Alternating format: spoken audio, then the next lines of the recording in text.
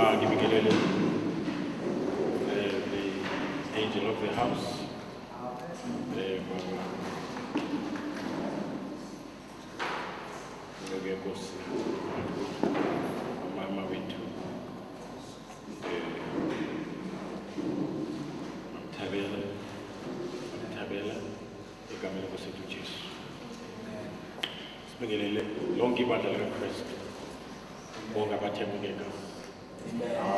Abangaphezu kwabanqobi. Indlalifa noKristu. Ukukhanya kwezwe. Ithando zenkosi. Amakhosi nabapristi embusweni. Now bazalwane siyabonga kakhulu. Up to this far, uNkulunkulu enathi. Uzobonga kahle umama Hlaba. Thina siphuthuma isifundo sethu. Malibonge igama lenkosi. Namhlanje siphetha imbenge. Masibone nje ukuthi uma abangcwele sebehamba la emhlabeni ngoba into ebalulekile ukwazi izinto ezokwenzeka emveni kwebandla security what will happen itheki balulekile manje ngosukuloqala balulekile ukuthi sazi ifuture yomuntu onoKristu yomuntu ongena Kristu. What is the future? What is the eternal future? And the future of this planet Earth, in fact the whole universe together with our planet Earth. What is the future of the whole creation? Ngicabanga ukuthi kubalulekile ukuthi wazi ngekusasa lakho beyond the grave, beyond the confines of time. Ngoba uma uhamba emhlabeni noma kungokuhlwithwa ukhala kwecilongo noma ngokuphuma komphefumulo usuku ukuphuma, you are stepping out from time into eternity. That's right. You are stepping out. As long as you are in your body, you are subject to time. Yonke into yenzayo uyenza within the boundaries of time.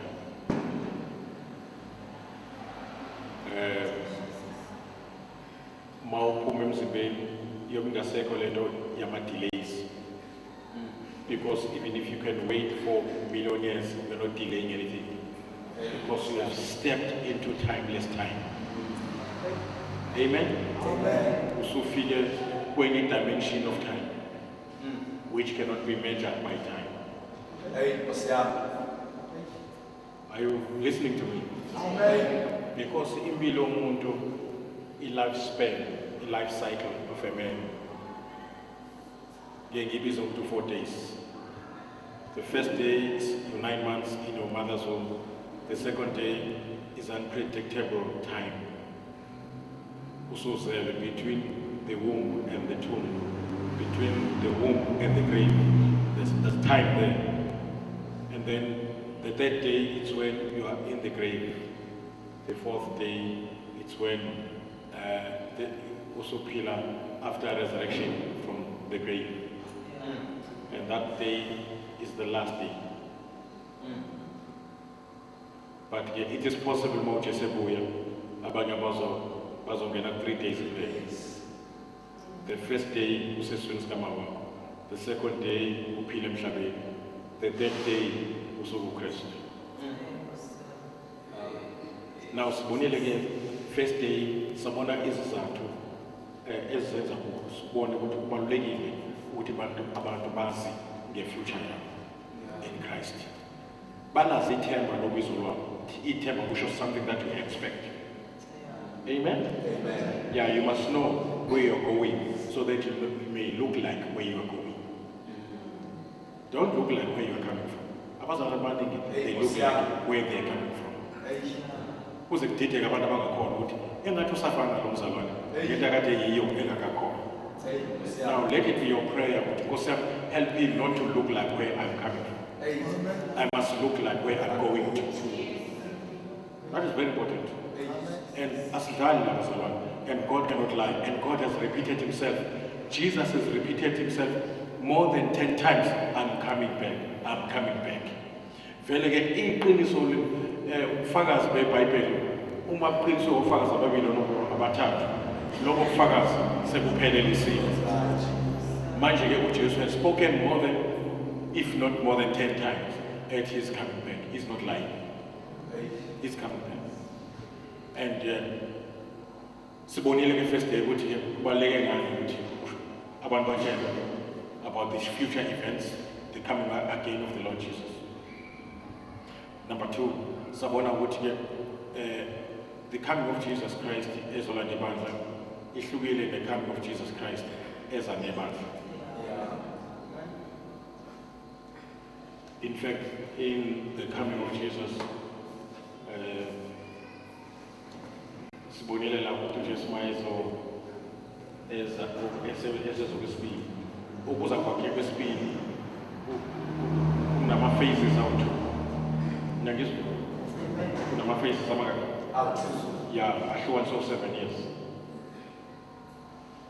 Now sibonile lapho kade bekhona la ezweni ukuthi here uzola nebandla, here ubuya nebandla. Uma izola nebandla is a morning star. Mayezo esebuya nebandla is the son of righteousness. So in morning star ayibonwa yibo bonke abantu. Ibonwa abantu akade bengale. And iyibika lokuthi Samson. I-son of righteousness ibonwa yibo bonke abantu. Ilanga libonwa yibo bonke abantu. Ney'nkukhu ziyehla lakade zinele khona masekuphumile. Yonke into iyalibona lapho. Amen. Now, as you can see, the second coming of Jesus, but there are 2 phases of the coming. This is the first coming of Jesus here. Amen? Was over his permanent. And you might try to follow when you are wise. Uhleli lapho phezulu ezulwini. Uzobuya azola libandla. Mayilanda thina akeze emhlabeni. Uma emkhathini usuke thina la simhlanganise. Bese sijika naye siye ezulwini.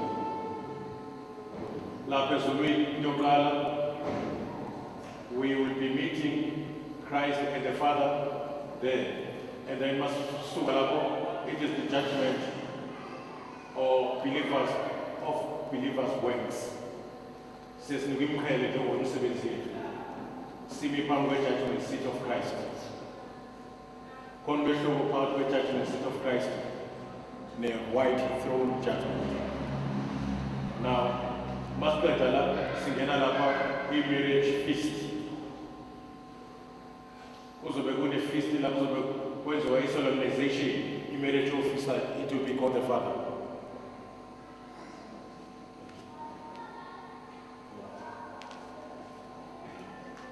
It will be called the Father.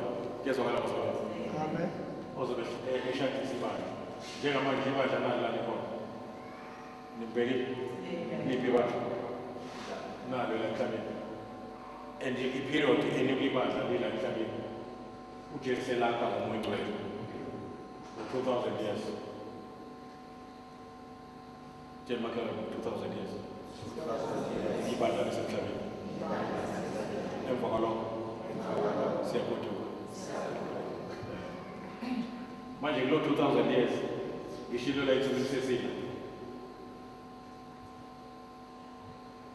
Sisekugcineni ngoba kusukela kuChrist kuze kuzofika kuthina. Njengoba sithi 2011. Nikhona. Amen. Sithi 2011. uJesu Kristu ungabe emhlabeni na 3 years.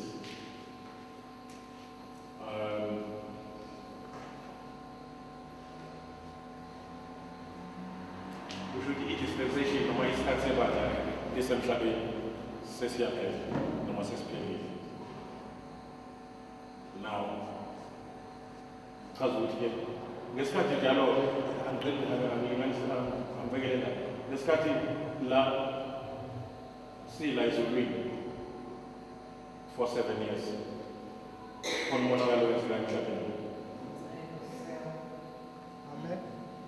ngesikhathi uNoah esemkhunjini abantu babebhekene noZamcolo. Ngesikhathi uLothi esentabeni uNkulunkulu embalekisa entabeni eGomora zazisho. Now nathi ngesikhathi silapha ezulwini lapho sokwalekiselwa khona into ukuthela abajongi izobeyehla phezulu komhlaba. Ngezwa lo u-Antichrist lesi silwane esimele u-Antichrist. And-ke lesi silwane esimele umprofethi wamanje. And-ke as you can see these things lapha zimele ulaka lukaNkulunkulu ozothulula emhlabeni. Sikubonile-ke ngosuku lwesibili lo sasesibona kusuku lwesithathu nolwesine sabona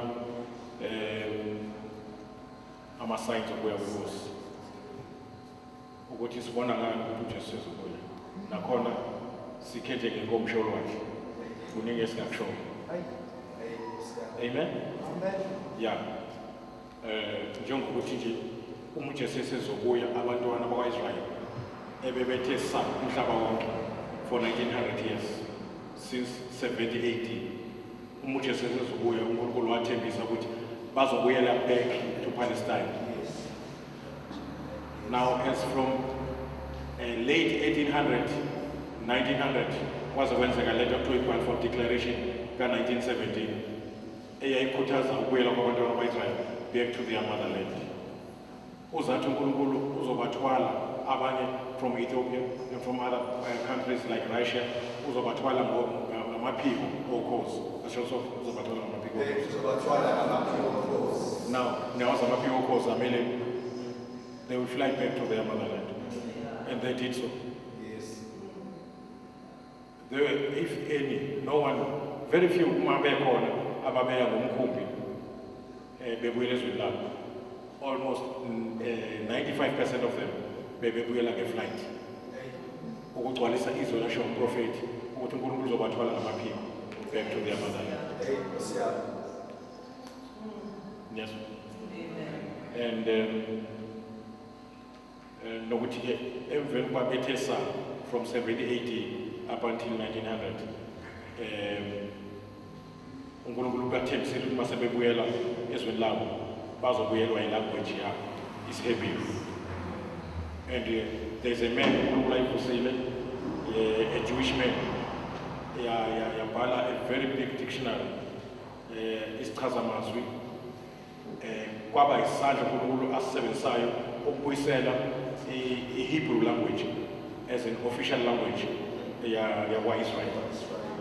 And uNkulunkulu wathembisa futhi ukuthi uma uJesu sezobuya njengoba bahamba abantwana ba-Israyeli izwe lasePalestine lasala laba ukwakhe. Wathembisa ukuthi uma esezobuya uJesu u-Israyeli uzobuyela ezweni lakhe and then again izwe lakwa-Israyeli lizophinda futhi libe lihlaza libe nenala. Mawusubheka manje vele kugcwalisekile lokho ukuthi kwa-Israel u-Israel is number 1 in the world ngokuphakela amazwe omhlaba ngamafruthi. And Israel has planted more trees than most of the countries in the world. Indawo njengoba uNkulunkulu ayithembisile ukuthi ukwadule uyolenza ligijime amanzi. Nikhona bazalwane? And-ke kunendawo kwaJuda-ke kwa-Israyeli lapha amazwe abelwa esikwa njengokwezisigaba zamadodana kaJakobe. Bekuthiwa khona umhlaba kaJuda njalo bekhona umhlaba kabani khona umhlaba ka-Ashera asho sonke umhlaba ka-Ashera. Nawo uprofetha loNkulunkulu ngomprofethi uMoses nangabanye abaprofethi ukuthi uJesu sezobuya umhlaba ka-Ashera uzoba namafutha. Kwenzekile-ke ukuthi-ke manje kutholakale ukuthi kunama-oil reserves emhlabeni wakwa-Ashera.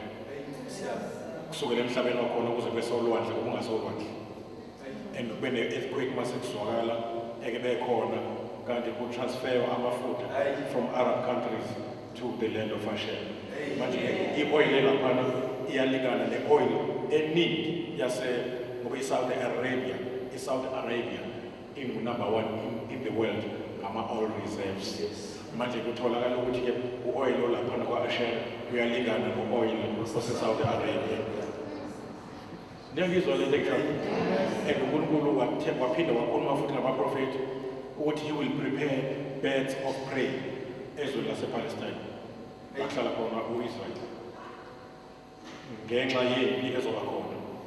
Kunempezayo nje maduzane esiqalile nje bakushukuma nje ko-Libya, ko-Egypt, ko-Syria, ko-Turkey, and other Arab countries. It's a setup for the coming war. Ngikunika homework ke ufunde 36 chapter 36 uYezekiel uNkulunkulu ethembisa ukuhlambulula uIsrael, uphinde ufunde chapter 37 okuhlangana kwamathambo asho uIsrael ebuyele ezweni lakhe. Ufunde chapter 38 and 39 kwempi ezoba khona ama-Arab neholwa izwe laseRussia. Esiholwa izwe laseRussia. IRussia manje is becoming a very powerful country again. Iyathi ukushona phansi kancane kanti iSoviet Union yashona phansi economically, manje yabuya futhi ibuyele emandleni. Ngiyakuzwa. So izwe lakwa-Israel lizohlaselwa very soon. And abachazayo bathi Isaiah 17 angasabe cause ukuhlaselwa kwa-Israel besides u-oil okwa-Asher nengcebo ekwe-Dead Sea and other things, including Jerusalem. IJerusalem liyindawo ebalulekile kuma-group of 3. 1 amaJuda noma ama-Israel, 2 amaKristu, 3 ama-Muslim. Yes. 1 ama-Israel noma amaJuda, 2 amaKristu. Yeah, iJerusalem libalulekile kumaKristu. 3 ama-Muslim ngoba i-mosque ese-Jerusalem number 2 kwi-mosque ese-Mecca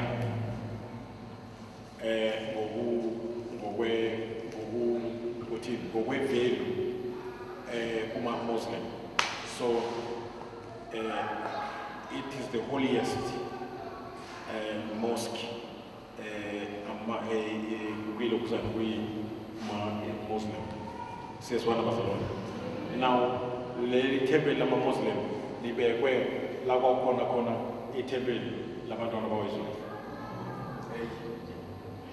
Enye isayini enkulu ke ekhomba ukuthi uJesu sezobuya, senginithathela nje okunye engakushoyo. Enye isayini enkulu esho ukuthi uJesu sezobuya, uNkulunkulu uthembisile ukuthi kuzokwakhiwa another temple endlini yakwa-Israel.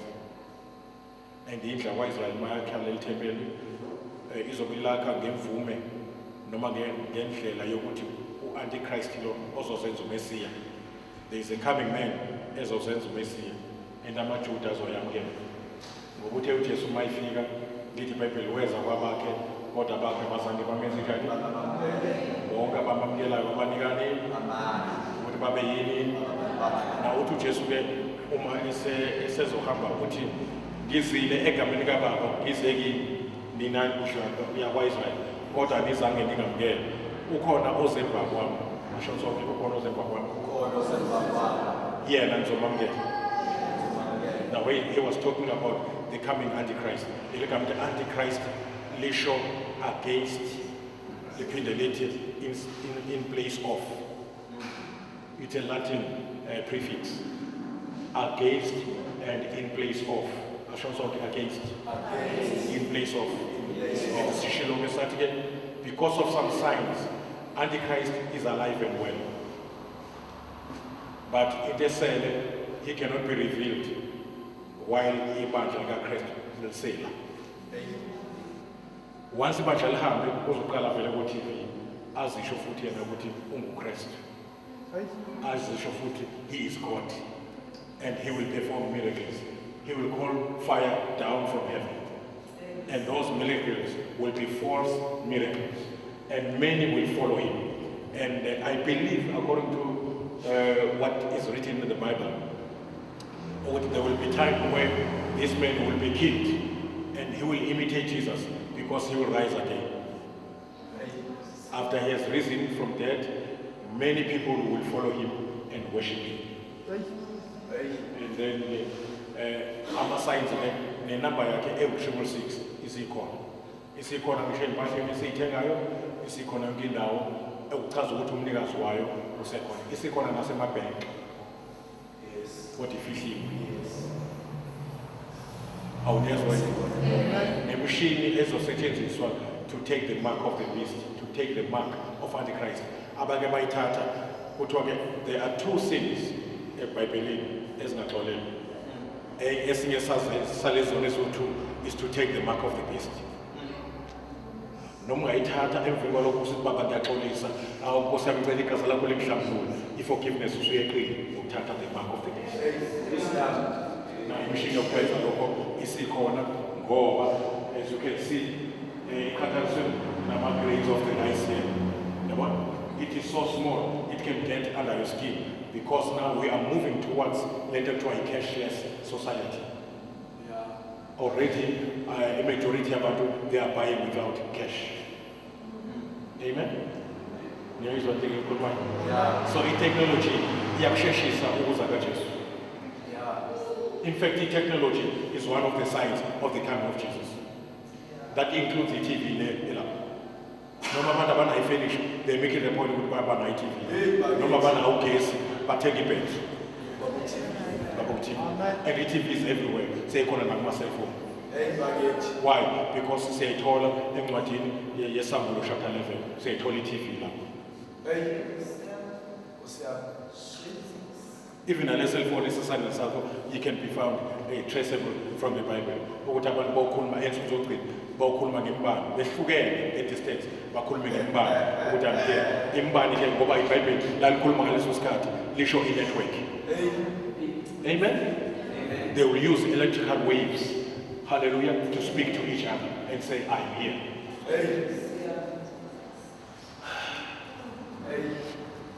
Kutwa just myself of where you're on moral decay. You're on the moral decay.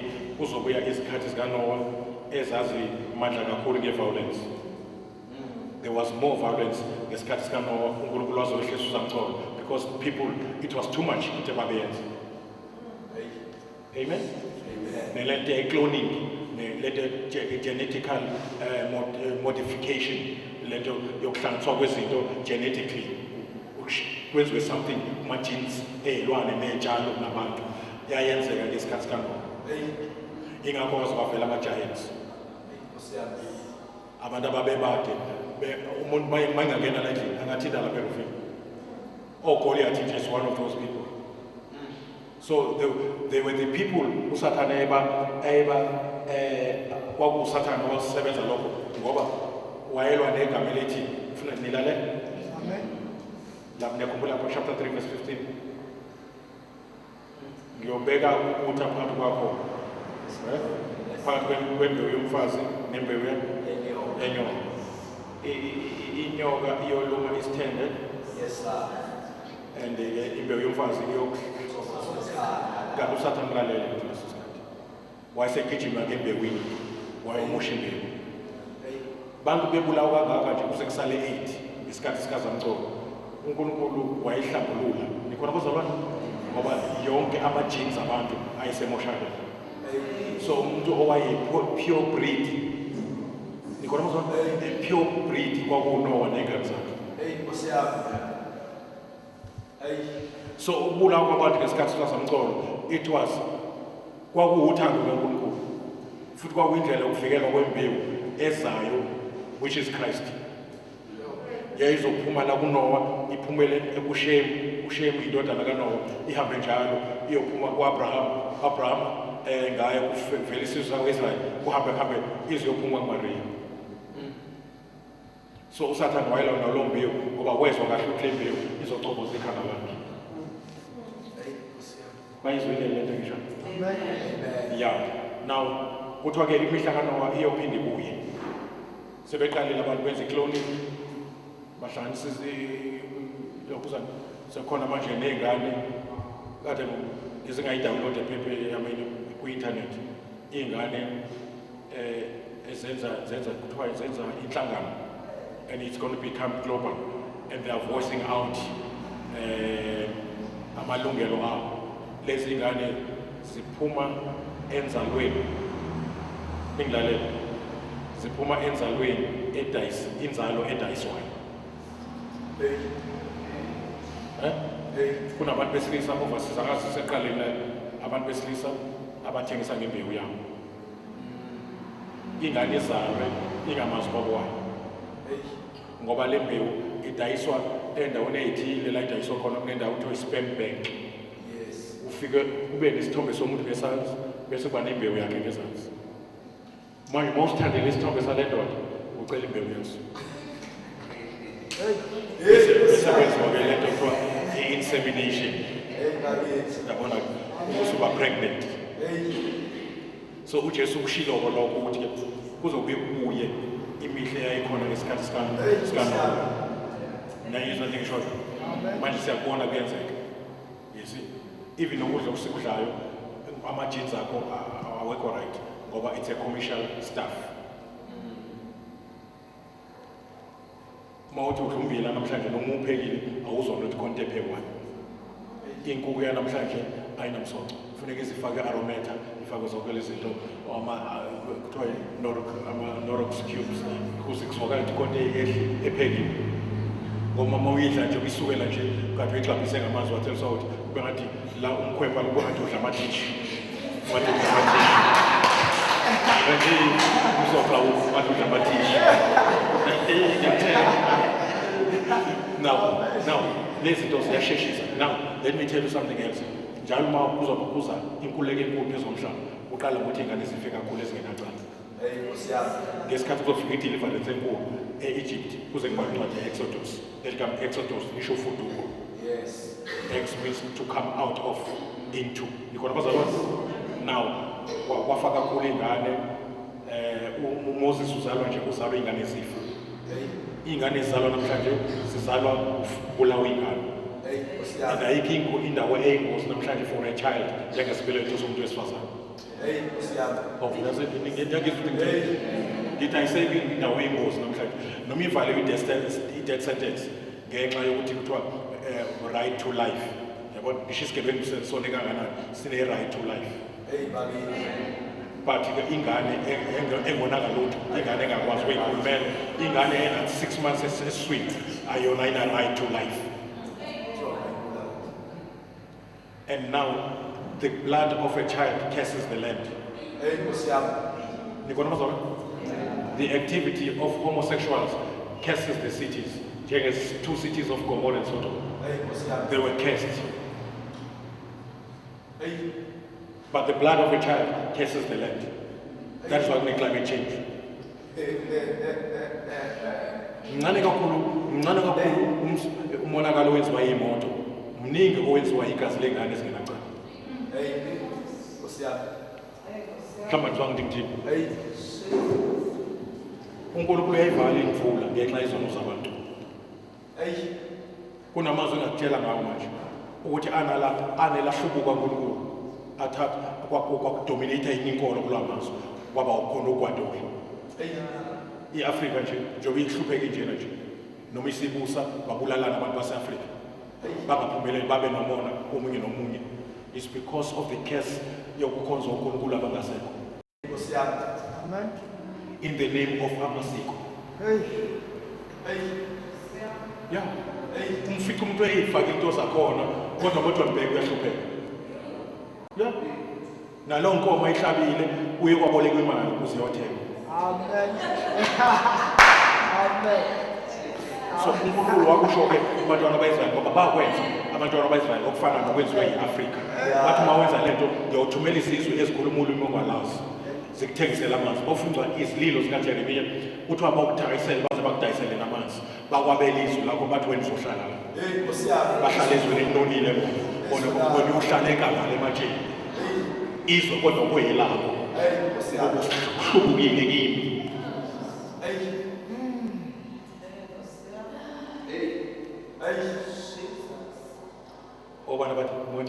ngikhuluma indaba enkulu namhlanje.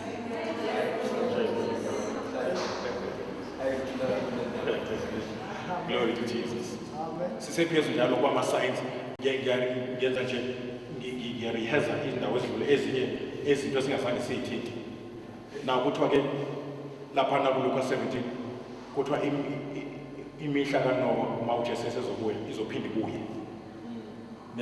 Kusho ukuthi izinto ezazenzeka emhleni kaNowa zizophinde zibonakale futhi sesibonakalela ukuthi uJesu abuye. Bengisakhuluma ngokufa kwengane. Ngesikhathi sekuzinkululeko which was global kuzosindiswa izwe lonke ngenxa kaJesu kwabona ukuthi kufa ingane eqala. Now njengoba ke kuze uJesu nje ephethe inkululeko ehlanganisa inkululeko yendalo yonke. Ingane zifatha umasho. Ukufa kwengane kuyimika. And there's a word from the authorities eliphuma elithi kulungile ukuthi mayingane mayifu we abort.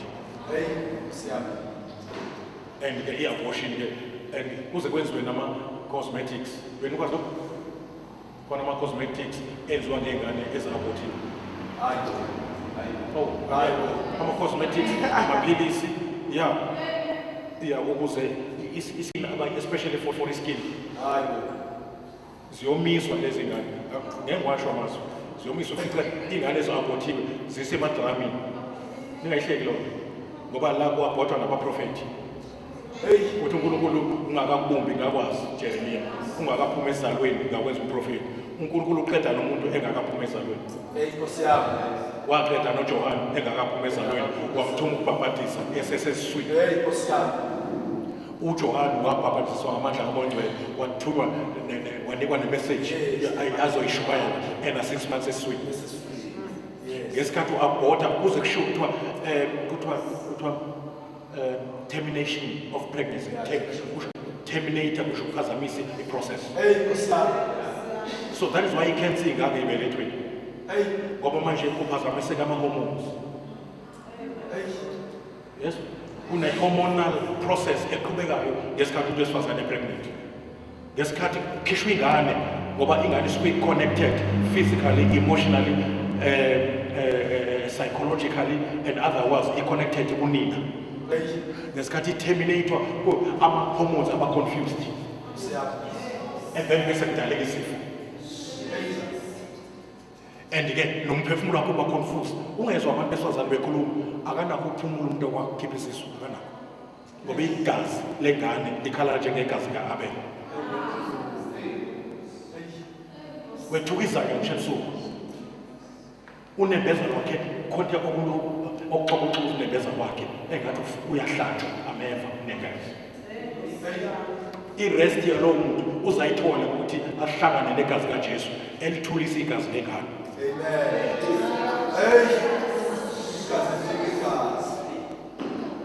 Oh, bana bathi izolento. Nikusisiwe ukuzwa lezi zinto. Hallelujah. Amen.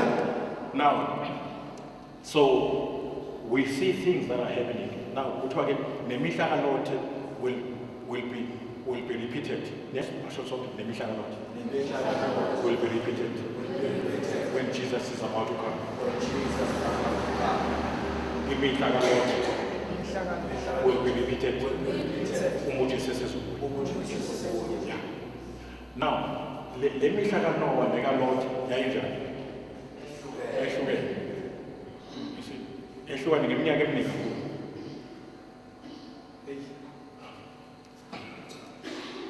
Kodwa in our times le mihla kaNoah nekaLot izokwenzeka in one time.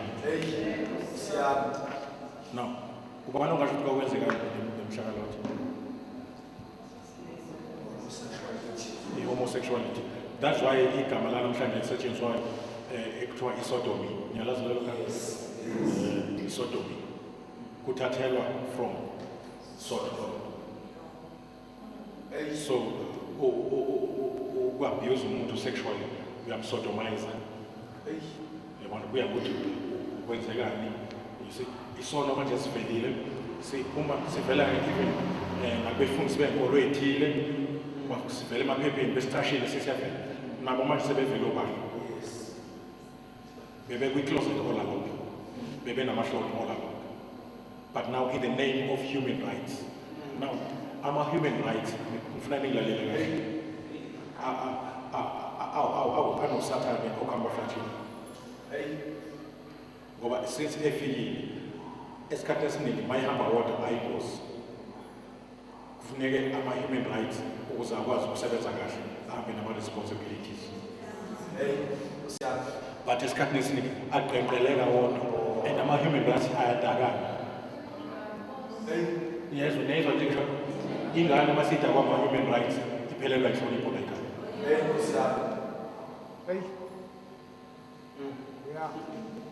And that is why imizi ingekho ngoba akukho ukuhloniphana phakathi kwesilisa nesifazane emshadweni. Why? Because abantu banama-rights.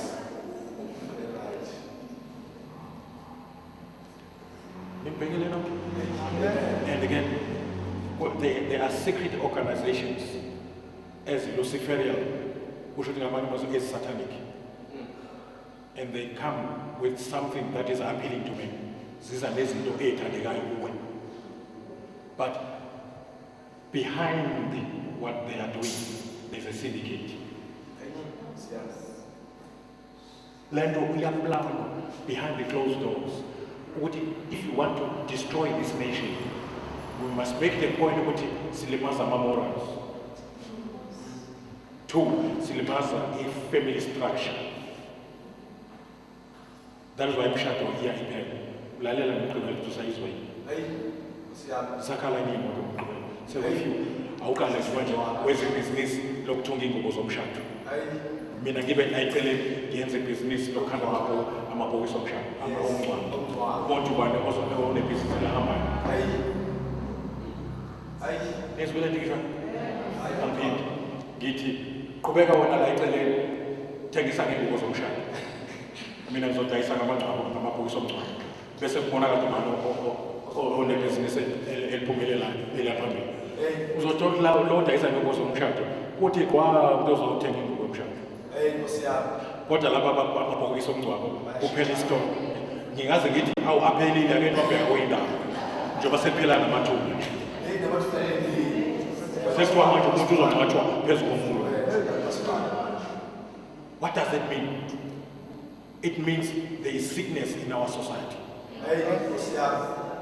Khona la siphume khona kuma-principles abekomdala. Siqala ukuthi sophumelela siyindawo siphambene nama-principles omdala. You cannot make it. Forget. Nomkhuluma isingisi uthi as far as I'm concerned. Awulutho. Nesingisi sakho. Isingisi asewugaranti umshado wakho ukuthi uzoba. Ukuthi umama udokotela uba umhlolo wekona akusho lokho bazohlala isikhathi eside emshadweni. Nkosi yami. Ukuthi umshado ushadile expensive echithe 250,000, that's not a guarantee ukuthi uzolast. In fact yona ichitheka namhlanje le ibiza imshado ngaphezulu kwalo mshado okwakushadwa ngesagini. Nkosi yami. Ithi bona ubaba uyamthatha lo muntu omfazi wakho. Bona bayahlala ke lapho baze babona abasuku. Nkosi yami. Amen.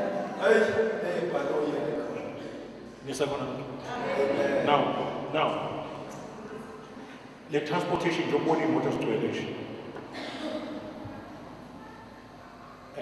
Prophet bakhulumile ngaso. Ngisho ukhanyisa kwazo ebusuku. Kunomprofeti uTunawo okhulumile. Wathi kusisikhathi kuzoba khona izinqola, ezigijima njengonyasi. Ezikhanya ezinomlilo ngemuva nakuphambili. Kuthiwa sokwesha sithintana kanje. Manje mawubuka itraffic imoto zihamba kanje sithintana. Wazibona 3,000 years ago. 3,000 years ago. Nkosi yami. Wathi lezi nqola asidonswa lutho kodwa sigijima njengonyasi.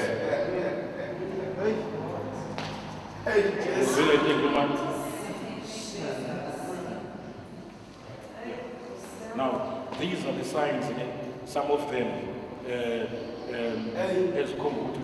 And another sign about regular frequencies. uJesu mayisezobuya kuzobanda kakhulu kuzoba kuningi ukuzonda isizwe sakwa-Israyeli. Kuzoba kuningi ukuzonda isizwe sakwa-Israyeli. Kade ngizwa abantu abaholi nje bezombusazo bekhuluma against u-Israyeli. ke manje badlalela emhlabeni Hey. or gross isiphalekiso Hey, Nkosi yami. ngoba uNkulunkulu uthe uAbraham abakuzisa bebabusisa uqalekisa and wonke amazwe ake amgqilaza uIsrael ayaphela. Hey. Ndakizwa wonke amazwe against uIsrael ayehla economically, ayehla morally, ayehla ngendlela zonke. So kuyadingeka kube khona abazo-advise abaphathi bezwe ukuthi ugawule ubheke okhuluma ngesizwe sama-Israyeli. Hey. Haleluya. Nkosi yami.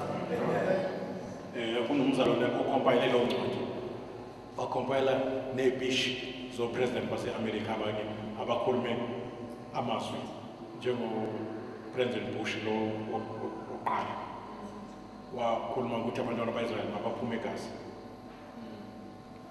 ukuze lokho kwenze kube khona ukuthula phakathi kwa-Israyeli nabaPalestina. Bashimisa abantwana ba-Israyeli baphuma baya ngaseJerusalem.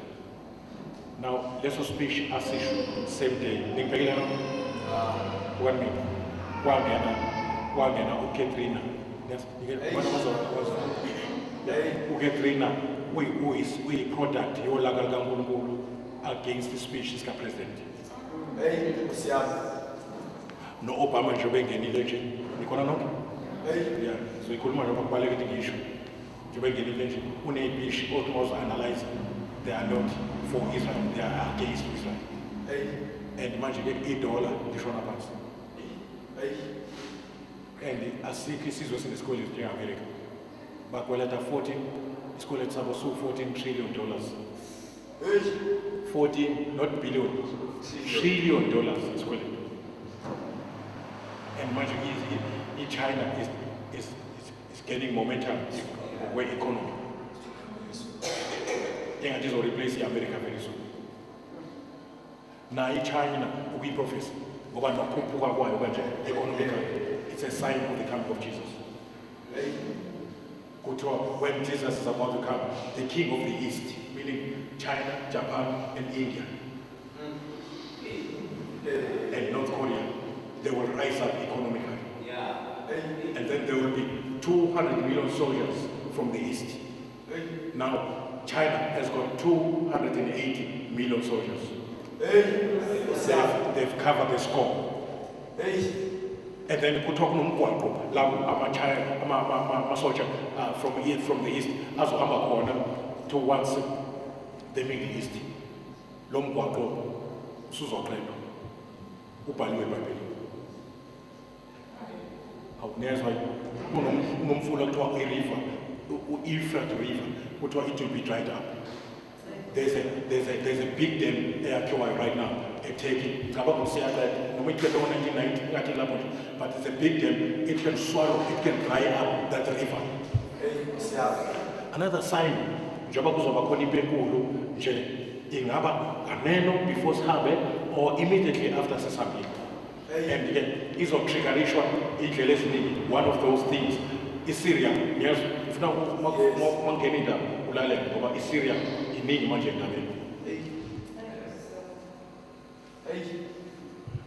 Now ukuzibona kwezi iSyria kuprofethiwe ngayo ensuku ezokugcina ufunda uIsaiah 17 uzoyibona iSyria.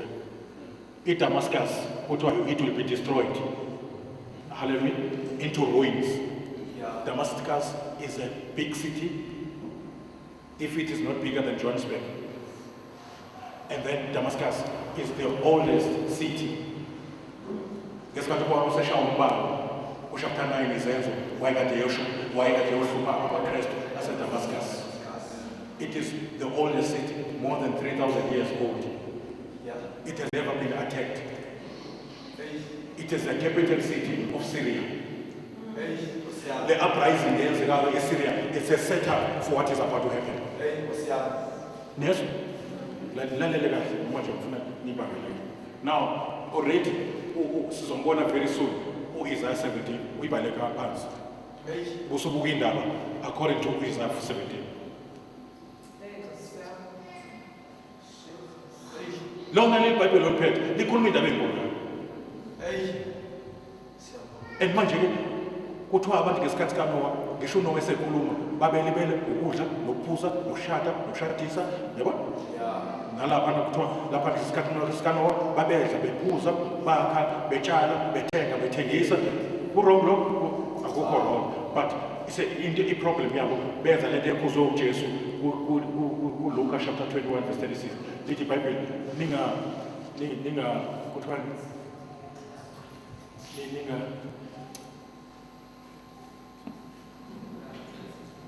ngesikhathi ayivulayo ibe qhubeka. Glory to Jesus. Hallelujah. Amen. Yeah. So now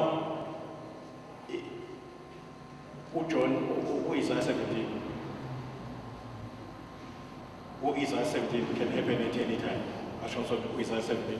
Isaiah 17 can happen at any time. can happen at any time. Alandel Ezekiel chapter 38 and 39. Yeah.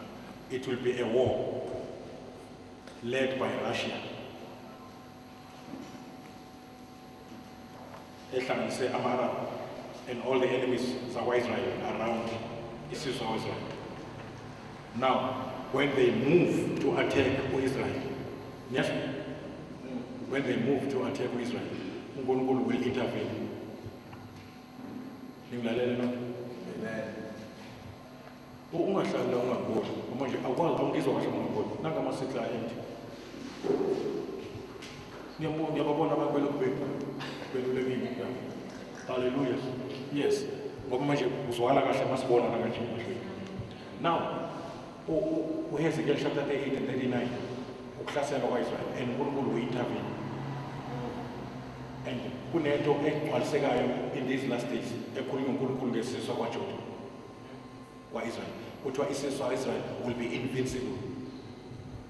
Ngo-1967 uyidemonstratile uNkulunkulu lonto. Ngo-1973 uyidemonstratile uNkulunkulu lonto. Ngo-1993 yenzekile futhi. They've attacked isizwe kwaIsrael kwesikhathi basizume. And then one soldier yakwa-Israel against 60 yama-Arabs. Kodwa Israel, hallelujah, kuthiwa wanqoba. Because uNkulunkulu beshiye ukuthi wena no nation in the last days will conquer you. Amen. And Israel is a very small nation, but what ratio? Even the land yakwa-Israel is so small against the surrounding lands of the enemies. It's less than 1% ngokwe ratio. But Israel lakwa-Israel, more funda incwadi kaZakhariya chapter 12, 13, 14, in fact 12 and 14, chapter 12 and chapter 14. Ukhuluma lapho ngokuthi iJerusalem will be it will be burdensome to the nations. Guess what? And iRussia njengoba imuva nje to attack izwe lakwa-Israel, uNkulunkulu uzokwehla ezulwini ehlise umlilo ubulale amasoja ama-Russia nama-Arabs. To tell you the honest fact, noma ungangena ku-internet uzoyibona lento ukuthi Russia is in a setup now to attack isizwe Israel. I-Iran isikhulumile lokho. I-Iran iyikhulumile iyatholakala uMahubo 83 ukuthi we must wipe them out. Sekushilo upresident lo wase-Iran engasaqali ngesikhathi sika-Esther, mofunda incwadi ka-Esther eBhayibhelini, asho ngesikhathi sika-Esther. Anyazi incwadi ka-Esther eBhayibhelini? Yeah. Ngesikhathi ka-Esther khona i-Iran iseyipatient ngalezo zinsuku ingakabi yona i-Iran izihamba i-Iran ngo-1936. I-Persia yenza uzungu uHaman wenza uzungu lokudestroya yes, wenza uzungu lokudestroya wamisa idate yokudestroya abantwana bakwa-Israel out of the map of the earth. Yes. But he failed. Wangenwa kwi-fasting we-Esther noJudah of 3 days. Yes. And 3 is the number of resurrection. Amen. Yes. Now history is repeating itself.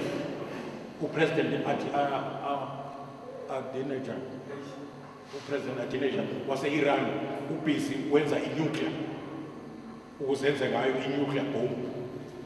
And ngishilo ngathi that's another sign of the coming of Jesus. Mawufuna incwadi zabaprofeti ukuthi the earth in the last days will be the most dangerous planet amongst all planets in the universe. And the earth now has got weapons of mass destruction. The earth can destroy itself 4 times over. But uNkulunkulu will intervene even there, because during the times of tribulation, there will be war after war, war after war, war after war, and almost, if not 3/4 of Earth's population will die. We have got 6 billion people now. In fact, we are knocking to 7 billion. Now, there's 6 billion all around. Mine is 7. Now, 7 is a perfect number. In fact, it is the number of perfection. Yes. It is the number of consummation. In fact, in 7 days. Now, the 7th day is the last day of the week. Now, just 7 billion Jabantu, it is going toward the end of the times. Hallelujah. Amen. Of the Gentiles. The beginning of the new time, the time of God. Democracy, autocracy, and the other crisis is gone. Yeah. So come to the end. Now theocracy will take over very soon. Theo means God. Say Theo. Theo means God. means God. Now theocracy governed by God. You know, it is the government by God that will bring peace on earth. Again, weird. Syria is going to be attacked very soon. Can I tell you something? I'm a missile. Bomb of mass destruction from Israel. Israel, I want to believe if he's not number 3 or number 2 in the world, but we're skilled. So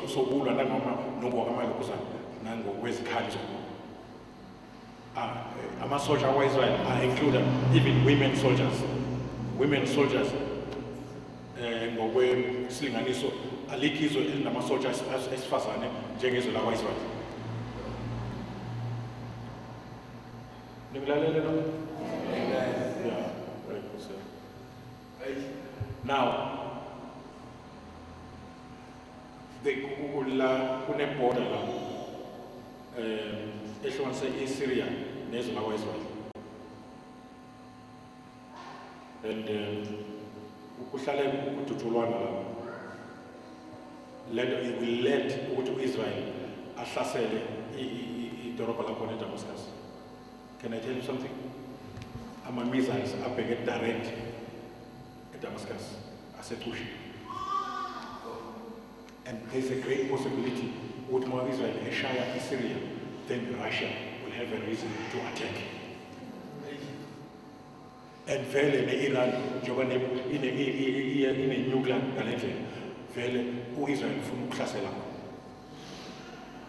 Now, i-time bomb of the end of the time iyathekisha. Ngilalela lokho? Isikuphela kwesikhathi manje. Nesikhathi somusa siyaphela. The earth will experience war that has never been seen before.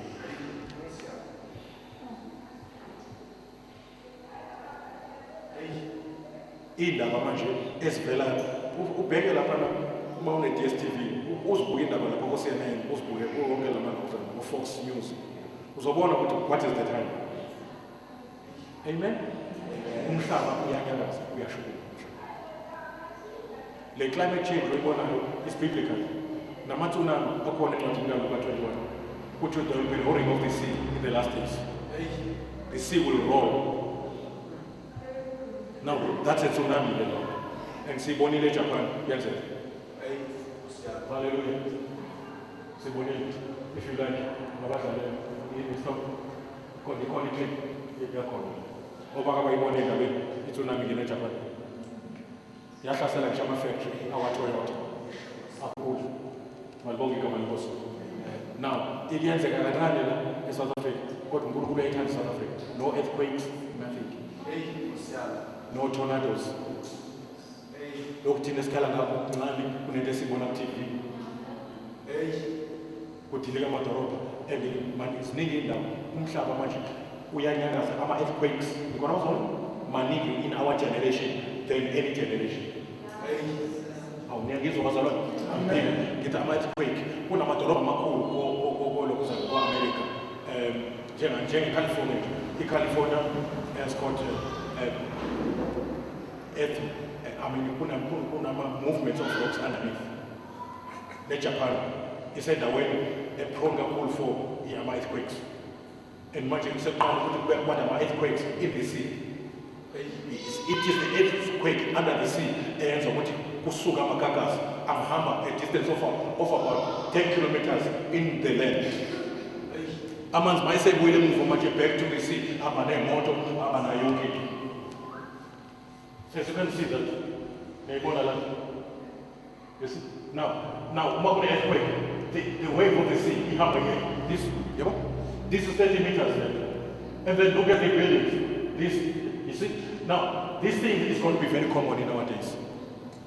So I want in a very common way. And then this wave is on number. They cannot run away from this. Now, uJesu ukhulumile nazo ufunde ekhaya Luka 21 uzibona endlala endlala ekhona manje njengoba izinto zinyuka nopetrol inyuka nje yabona nikhona bazalo ya indlala ekhona uyayibona eAfrika indlala iningi India indlala iningi indlala nje uhlangana nabantu uyabona nje indlala leyenza abantu and angazi uNkulunkulu usithanda kanjani thina le South Africa izinto zigcina ukuyibona TV asiyiboni noma belamba abantwana bala eSouth Africa kodwa bafiki kahle. Na uJesu waprofeta ke wathi mayesezokuya kuzokwanda indlala nje. Amen. Wathi kuzokwanda. Na uthi uJesu manibona lezi zinto eziqala kwenzeka phambisana amehlo ngoba ukukhululwa kwenu kusonke kusho ukuthi ukubuya kwami ngizolilanda sekuyasonke. So awukwazi ke ukuhlala nje ukhohlwa nje ukuthi kwenzekani emhlabeni. Yabo uhlale phezulu kanjani uhlale phezulu kanjani unabele ibhotel uthi TV phezulu kanjani usunabela ebhoteleni. Ya ungazi noma kuyasa obani bayizwa nje ngitha nginarethele nje ngixoxe ukuze ngilokhuze le ngixoxe bazalwane ngoba manje masifunda okunye kuzosina isikhathi. Hallelujah. Amen. Yeah. So ebona nje mawufunda lapha ku 21 lento yomshado